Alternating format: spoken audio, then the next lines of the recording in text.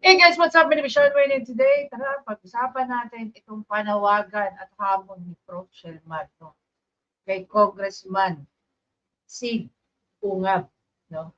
Lalo niyo naman si Congressman. So, basically, siya yung congressman or sabihin na lang natin, controversial congressman na naglabas or nag-expose doon sa mga blankong portion ng bicameral report na merong mga pirma ng iba't ibang senador.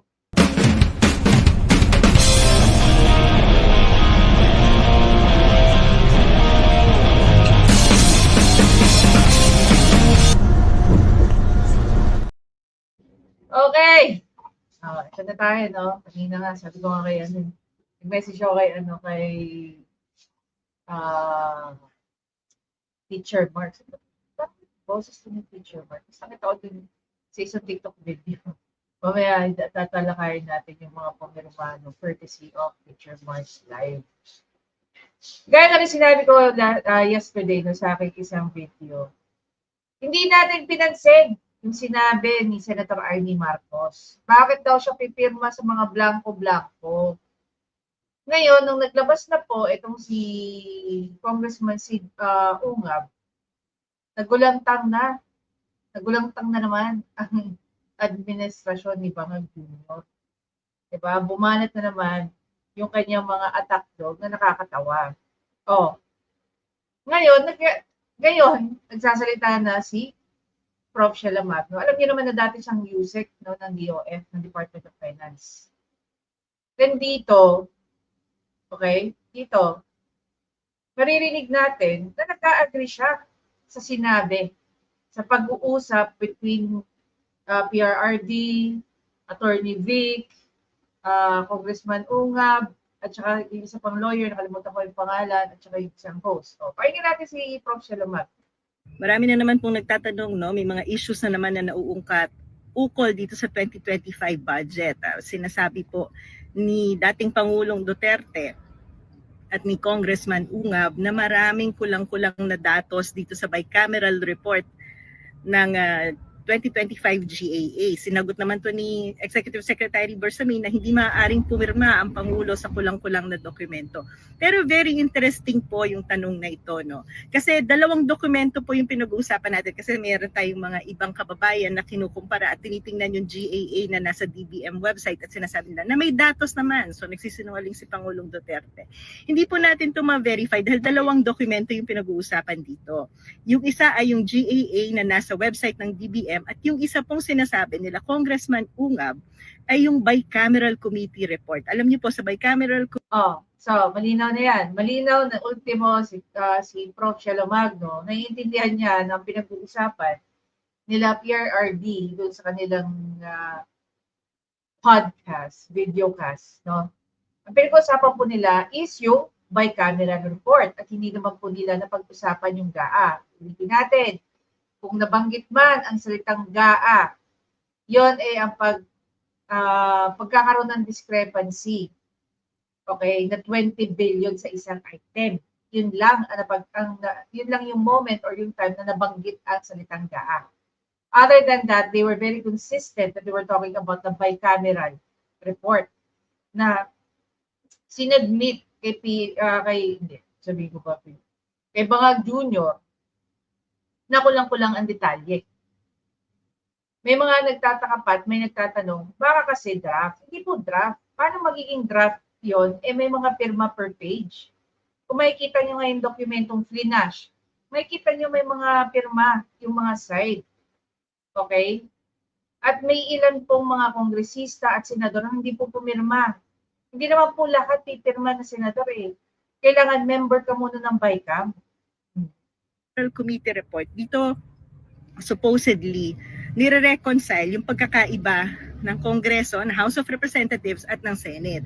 Pag lumabas po yan sa bicameral committee, dapat kompleto yung dokumento dahil yaan ang ipapasa bilang batas. Ngayon, kung totoo itong sinasabi ni Congressman Ungab na kulang-kulang ang datos at impormasyon na lumabas dito sa bicameral committee, ay hindi po yan maaaring maging batas. At hindi... Okay.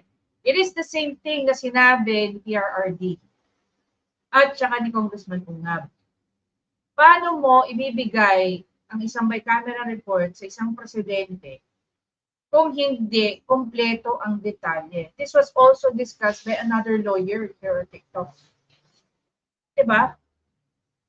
Para sa kanya, unconstitutional naman ang kanyang nire-raise to all. Mamaya papakinggan din natin siya.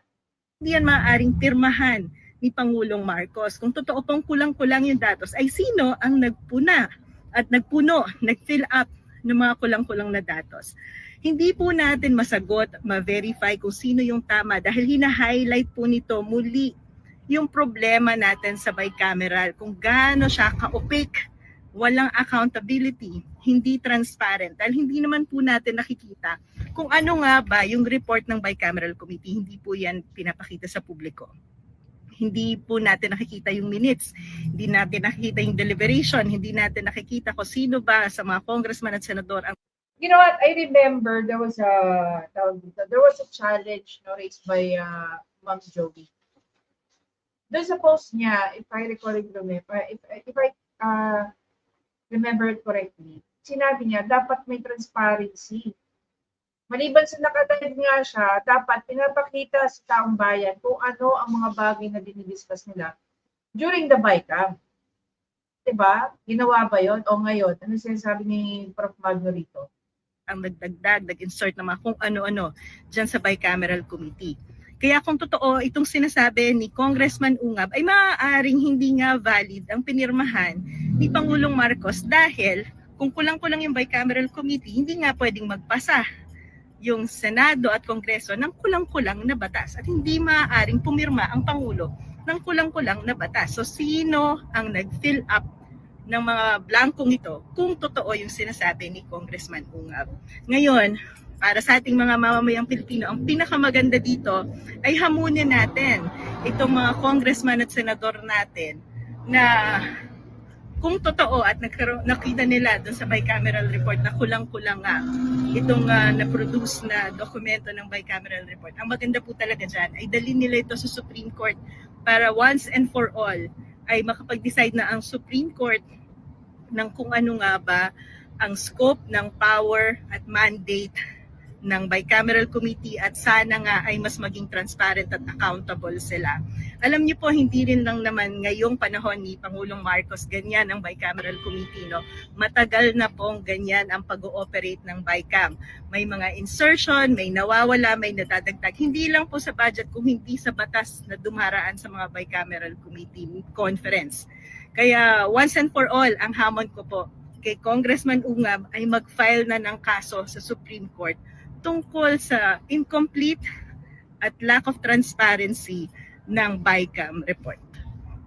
Ngayon, sa tingin niyo ba i-call ni Congressman Ungab yung tungkol dyan? No? Sa tingin niyo ba?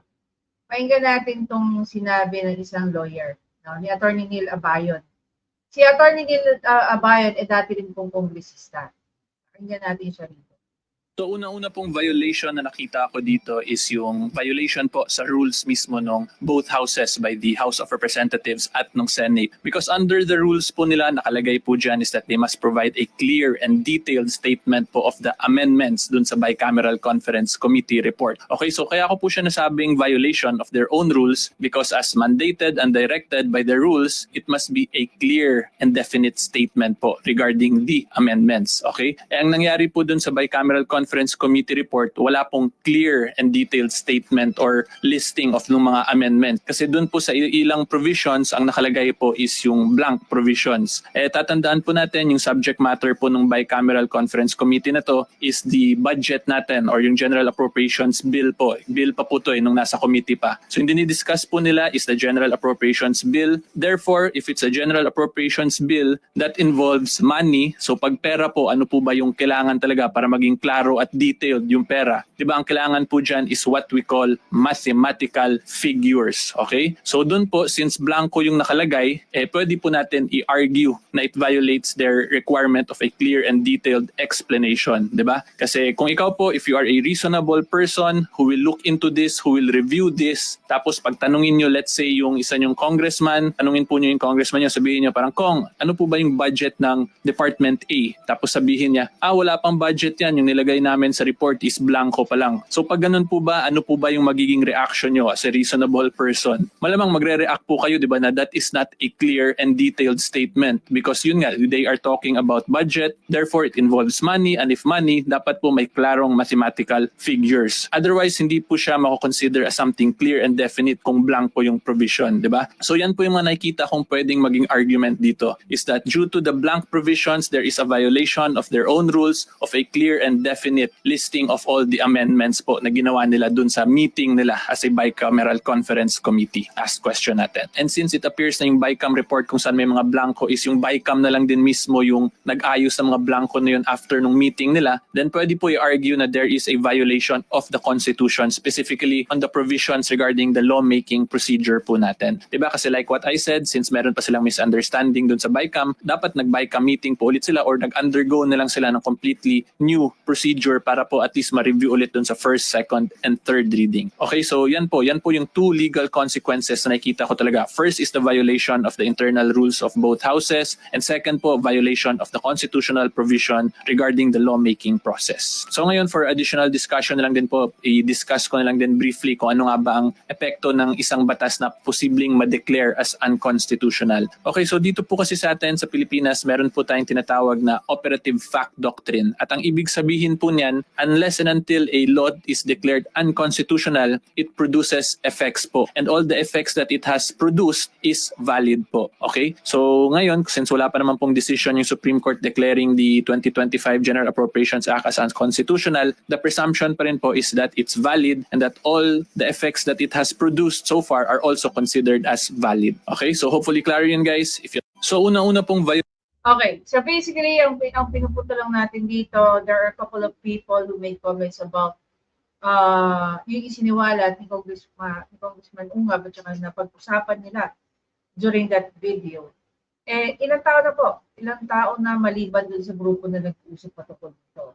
Andyan na po ang isang lawyer, andyan na po ang isang economist na gaya ni Prof. Shelo Magno.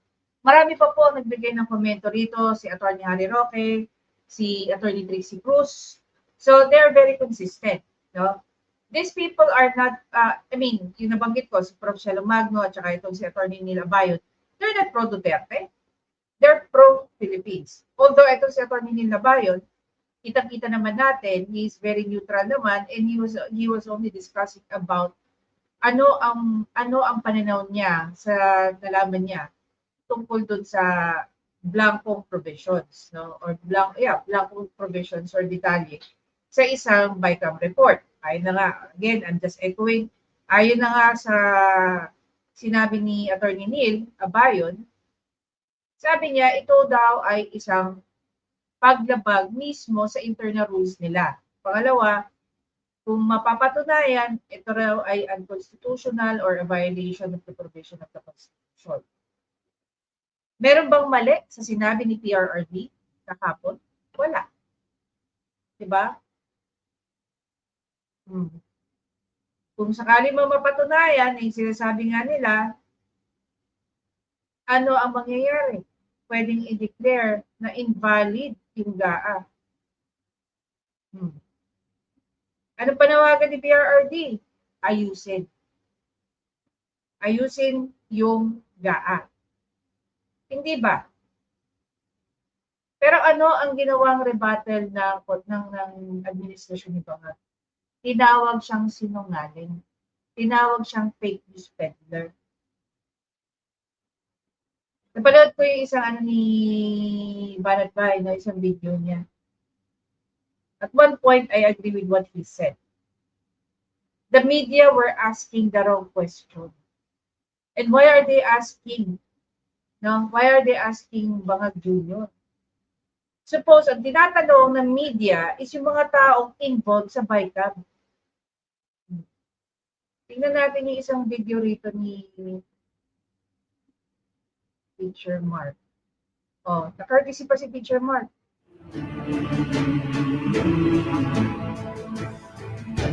Ito. Ito natin. Hindi pala ito yung video ni Teacher Mark. Hindi pala ito yung na kinartesy si Teacher Mark. Oh, sino-sino yung mga pumirma? Nangunguna dyan si Grace Po, Cynthia Villar, Wing Gatchalian. Oh, mabulit ka pa ba kay Zaldico, kay Kimbo, kay Gonzales, kay Suarez, Dalipe, Asidre? Oh, ito yung mga tumitira kay kay Inday Sara, di ba? Oh, Neftali Gonzales II. Oh, Tolentino, Ejercito, Jinggoy, Escudero. Oh. Si Ako, Diyos ko, magulit pa ba kayo? Ito yung mga, same names. At least si Representative Michael John Duavit, hindi naman pumirma. Bakit kaya? Ang dami rin o ba't meron yung Akop din dito? Ano ba ang Akop? Oh, pumirma si Akop dito. Ba't dito wala siyang pirma? Joel Villanueva, Zubiri, Mort Villar. Dito sa site na to, bakit walang pirma si Anyway.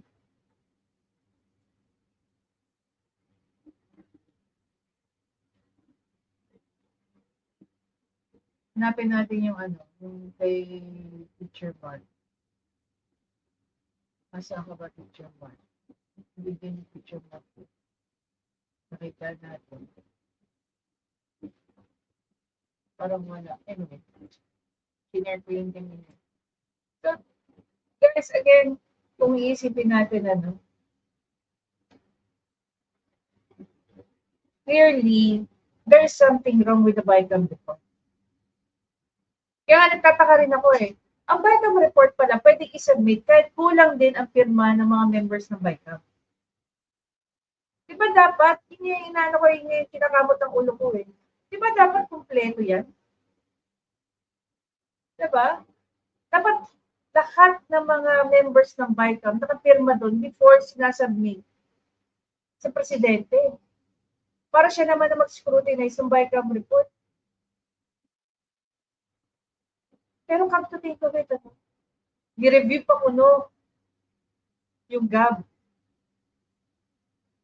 Dahil sa panawagan ng mga Pilipino tungkol sa bakit tinanggal yung subsidy ng PhilHealth, bakit binabaan nyo bakit ang DepEd isa sa pinakamababa na tatanggap ng at bakit ang DPWH may pinakamalaking matatanggap na pondo. At the end of the day, malalaman natin na yung sinabi pala ni tawag dito?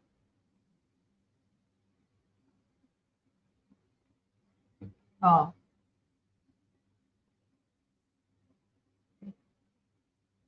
Ito, pakinggan natin yung sinabi ni Baka nagkakalimutan tayo. This was part of her privilege speech. Oh. Pakinggan natin si Senator Amy. Nitong bike, uulitin ko po, ang ikalawa at huling meeting nitong BICAM na ito. Minabuti kong hanapin ang mga papeles at dokumento bago sana magsalita at magbigay ng anuman reaksyon. Ngunit sa kasamaang palad, hanggang ngayon lahat kami ay nangangapa sa dilim. Walang mga detalye o paliwanag.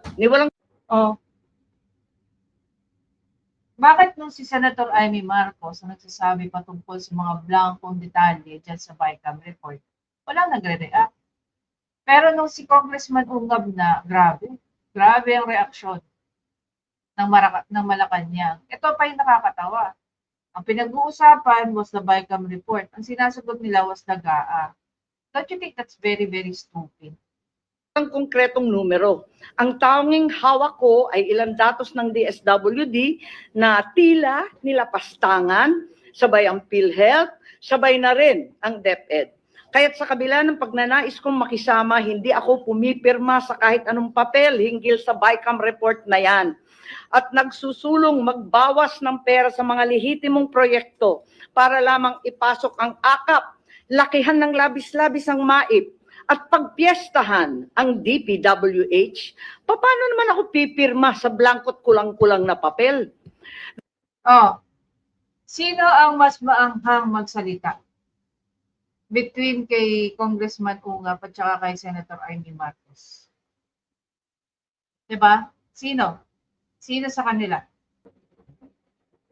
So guys, the totality of this, hindi po nagkulang si Senator Amy Marcos nung sinabi niya, yung reason niya kung bakit hindi niya pinirmahan yung BICAM report. Maraming tanong yung tungkol sa BICAM report. Pwede pala, yung magpasa ka ng BICAM report na kulang-kulang ang detalye. Pwede pala na magpasa ka ng BICAM report na yung mga members ng BICAM report hindi nagsipirmahan. I mean, hindi kompleto ang pirma sa pagsasubmit ng BICAM report. Diba? So ano pa yung purpose kung bakit nagkaroon ng BICAM report? Diba nga, the very essence of a BICAM is to reconcile. Pag hindi kompleto ang pirma ng mga members ng BICAM, whether member of coming from the House of Representatives or ng Senado, pag hindi kompleto ang pirma niyan, it only means hindi nagkaroon ng reconciliation. Diba? So bakit sila nagsasubmit ng ganyan? Ngayon, ito na ang pinakamagandang tanong natin. Iko-call kaya si Congressman Ungap yung hamon ni Prof. Shelo Magno? Ano sa tingin niyo? Ako, maganda kung gawin niya. Gawin niya sana.